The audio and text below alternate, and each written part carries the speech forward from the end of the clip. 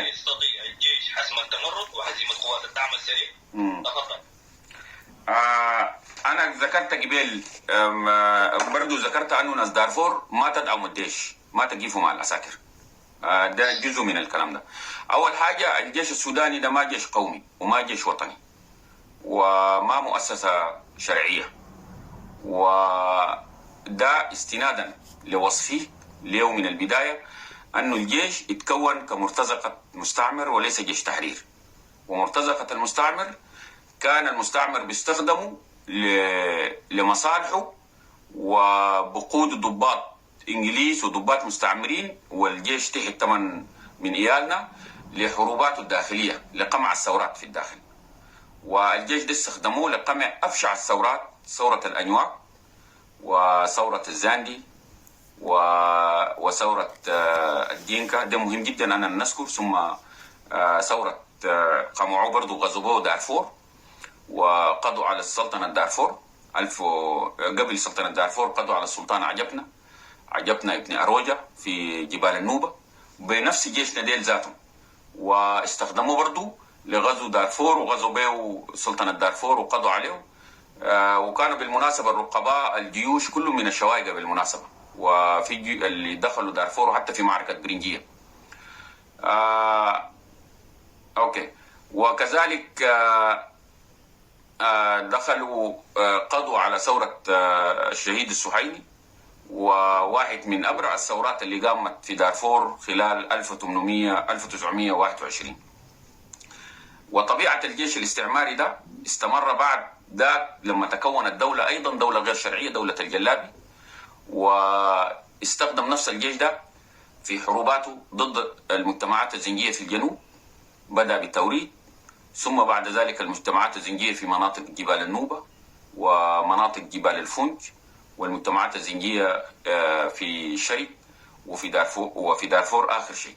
لكن خلال الفترة ده برضو عدم شرعية الجيش، بأنه الجيش ده ما زال بيفكر بتفكير استعماري. العساكر بنظروا للمواطنين باعتبارهم ملكية، وفي نظرة طبعا دي نظرة استعلائية، والعسكري ممكن يمارس أي عدوان تجاه المواطنين، ولكن هو ما في زول بقدر بيحاسبه لأنه فوق القانون. والضباط نفسهم بيمارسوا كل الأعمال ضد المواطنين وضد العساكر، وما في زول بقدر بيحاربهم. ثانيا، الأولادنا اللي بيجندوهم في الجيش بيجندوهم بطريقة بتاع تعبيد عبودية. يعني لو كلهم من الزنوج أو من البقارة اللي بيشوفوا نفسهم عرب أو من أي مجتمعات تانية، عملية التجنيد والاختيار والتدريب كله عملية بتاعت استعباد، بالشكل اللي بيجرد الإنسان من إنسانيته، من أخلاقه، من شهامته، وبيحوله إلى آلة ما يفكر ويسوي كل حاجة داير يسوي في التحديد. وده أكبر يعني عملية انتهاكات لحقوق الإنسان لأولادنا، اللي بيفقدوا بعد ذاك القدرة في أنهم يدافعوا عن أنفسهم أو يقاتلوا في أي معركة من المعارك. الجيش ده 4 بيمارس حروبات داخلية زي ما ذكرنا في كل أحواله، لكن في نفس الوقت كان أو في الحروبات الداخلية أيضا تركيبة الجيش من جسمين، ما ممكن يكون جسم شرعي. الضباط من الشماليين كلهم من الجلابة، الجعليين بيحتلوا 37% من الضباط كلهم من الجعليين، و21% من الضباط من الشوايقة، و18% كلهم من الدناقلة والحلفاويين والمحس اللي هم مجموعات، و12% من الناس اللي بيسموا عرب الجزيرة. ولو جبت بعد ذاك 8 أو 8%، لا 12% 8% من عرب الجزيرة، و12% من المجموعات الزنجية والمجموعات بتاعت البقارة وكل المجموعات الثانية من أقاليم السودان. وما ممكن يكون جيش قيادته من جهة وجسمه من جهة تانية والجنود وضباط الصف من جهة تانية، وبعد ذاك الجيش ده يمارس حروبات داخلية. والحروبات ده لما يمشي بيستخدم الطيران والقصف المدفعي. الأرض اللي بقصفوه ده ما أرض بتاع الضباط ولا مواطنين بتاعت الضباط ولا الضحايا هم سكان الضباط، وبالتالي أنه هذا الجيش بفقد شرعيته مجرد ما يطلق طلقة في داخل الدولة حقته. أي جيش وطني بفقد شرعيته لما يمارس حرب داخلية وبسقط القيمة حقته، وبعتبر ده وما في جيش في العالم اليوم لو شفتوه بيمارس حرب داخلية. الجيش ده ما جيش قومي. ومهم جدا لما زول بيقول للناس أنه الجيش ده من كل أبناء السودانيين، ده صحيح أنه الجيش ده منضم فوقه كله، الموجود فوقه ناس من كل المجموعات القبلية، لكن الوجودهم ده ما وجود لحماية دولة، لا، وجودهم لحماية النظام الاستعماري في الداخل. لأنه أنت لو داير تحمي الدولة، تحمي المجتمع، تحمي السكان من عدو خارجي، ما في عدو داخلي. والناس اللي قاموا بثوراتهم في جنوب السودان وفي المناطق العديدة قاموا لأنهم ضد الاستعمار الداخلي، والجيش ده بحمي الاستعمار الداخلي. والاستعمار الداخلي ده بيكون من أوليغارشيا دي يعني ديكتاتورية بتاعت أقلية صغيرة عاملة ديكتاتورية ومسيطر على المقاليد بتاعت السلطة والثروة، الدولة كلهم مسيطرين عليهم، وبالتالي أنهم هم الحكام. وجيشنا ده بيستخدموا في قتل أخوانهم وأهلهم. يعني حتى لو جابوا يعني أنت ممكن تقول الآن الجيش القطري مكون لحد كبير جدا من كل القبائل السودانية، وماذا يفيدنا عننا في ده؟ يعني لما يتكون الجيش السوداني ده من كل قبائل السودان ماذا يفيدنا؟ ما بيفيدنا في شيء. يعني عبارة الناس مستأجرين، أنا سميتهم مستعبدين من كل قبائل السودان لممارسة حرب ضد أهلهم. وما يعني ده ما بدي شرعية للجيش. يعني الليلة لو في عصابة من المافيا ناس حرامية، والحرامية دي تشكلوا من كل قبيلة من القبائل، ما ممكن نجي نديهم شرعية لأنهم فقط مشكلين من قبائل بتاعت الدولة. المطلوب مننا أنه يكون عندنا سلطة علينا كشعب، سلطة على بناء قرار جديد للجيش، بناء قرار جديد للجيش. والقرار ده بيكون من مشرعين موجودين في البرلمان، وطبعا لأنه ما في دولة ما في برلمان. المشرعين ديل بيجوا ناس عقلاء أجاويد من الأجاويد ده، يعني بلغة بتاع دارفور أنه ناس بيعرفوا الحل والعقد، بيعرفوا العقد وين العقدة وين وبيحلوه، وبيعرفوا كيف بيسوسلوا بيجودوا بيسموهم أجاويد. وديل اللي بيقدروا بيشرعوا لأهمية الجيش ودور الجيش وقانون بتاعت الجيش وطريقة استيعاب الجيش والأفراد الموجودين في الجيش وشنو الجيش ده ذاته يحارب.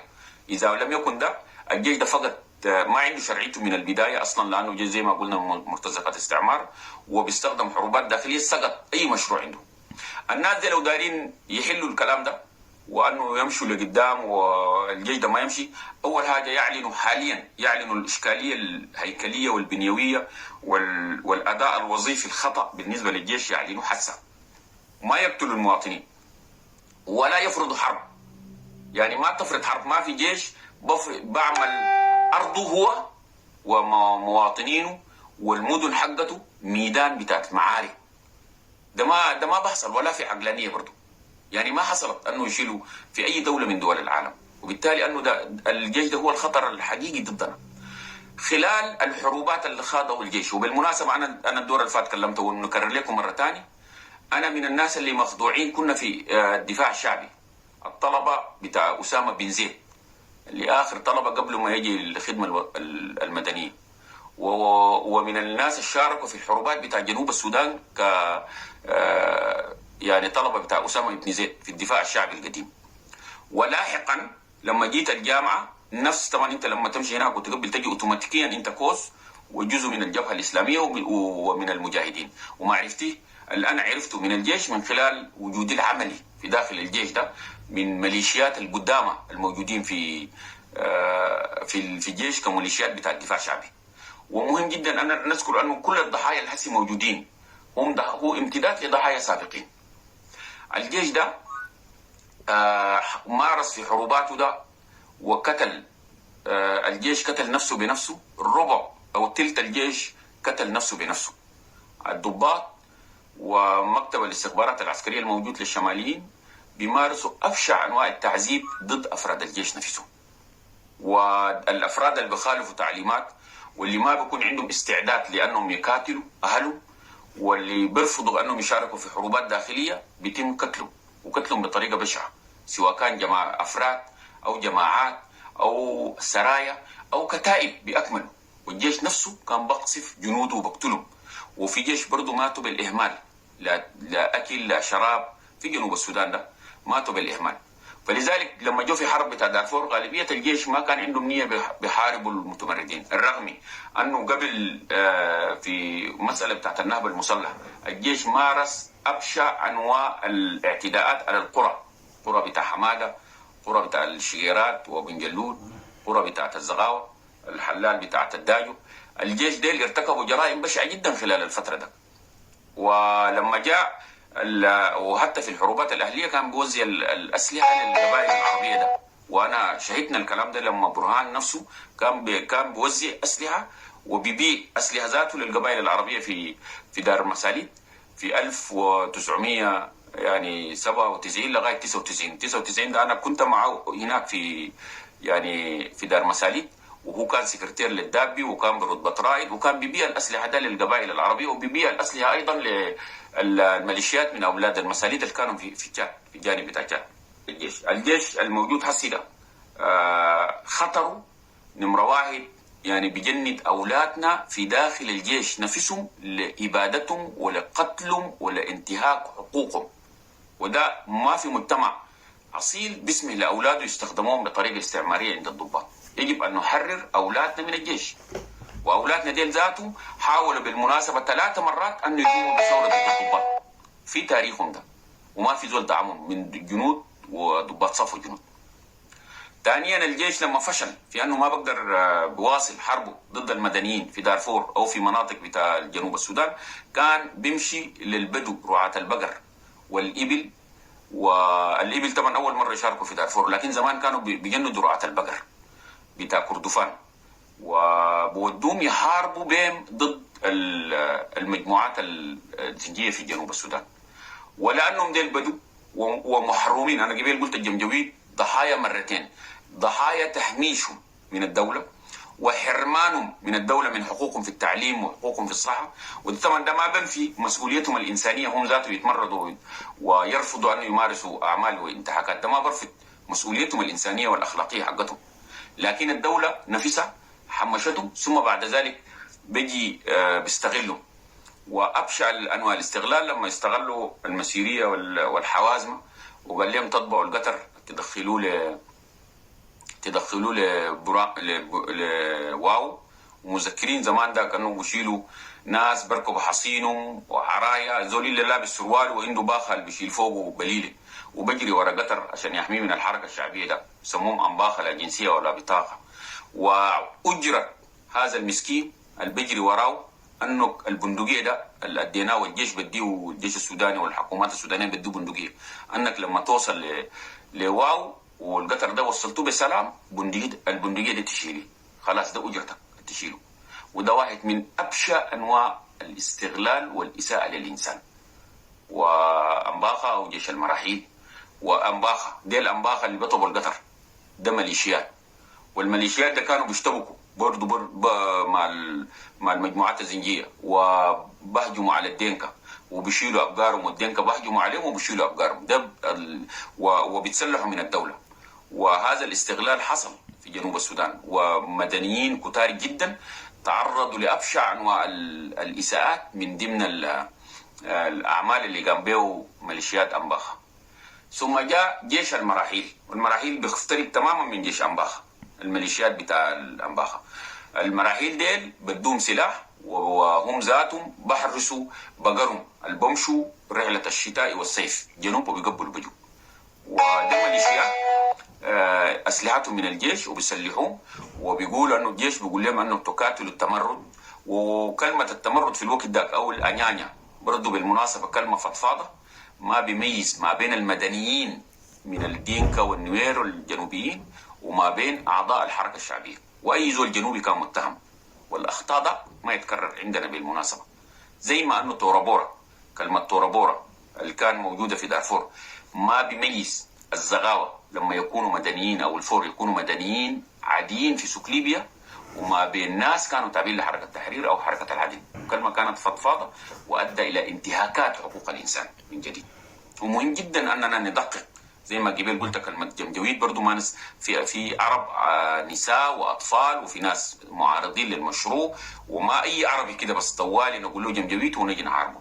الكلمات ما نستخدمها ساكت.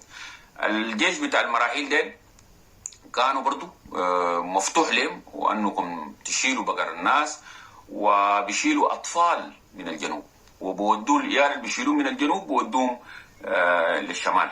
أنا جبت لكم قصة بتاعت أشول البنية اللي سرقوها من صغير من الجنوب وجابوها ربوها في شمال كردفان أو في المناطق الشمالية، وتعلمت لغة عربية كويسة جدا وبيغني أغاني الجراري، كان سميته صوتها هي من أجمل الأصوات اللي تعلمت اللغات، وده هي ما براها عدد كبير جدا من الناس. معالجة هذه القضايا يجب أن يتم بدقة وبمعرفة. الخطر عندنا هو الجيش. النقطة الأخيرة، طبعا الجيش زي ما قلنا ميليشيات المرأة ثم ميليشيات الفرسان. الفرسان دي الميليشيات العربية في دارفور اللي منهم جاء كلمة عدة الفرسان، ومن معظمهم من البني هلبة، جندوهم عشان يقضوا على ثورة معلمنا داود يحيى بولات، ومجموعة من الناس شدوا خيلهم ومشى لهم البشير والفلقناي محمد الأمين خليفة وحشدوا الناس في 92. وطبعا في الوقت ده كل ناس وادي صالح ديل الفور ده اللي يكفوا مع النظام يكفوا، لكن اي زول عاوى المتمردين بيعتبروه مجرم. عبد العزيز الحلو وحاسبوا المساليت على عبد العزيز الحلو، وحاسبوا الفور على داود يحيى بولات، وفي انتهاكات كثير جدا حصلت في الوقت ده برضه. نسخة الفرسان ده انتهت، كمان جات النسخة الجديدة اللي كان بدوا هم سموه حرس الحدود، ولكن أهل دارفور سموهم جمجويت، وهذا الجمجويت الاسم الذي صار مشهورا لغاية اليوم. فالنسخ ده الجيش هو اللي عمله والجيش هو اللي بيقوم به.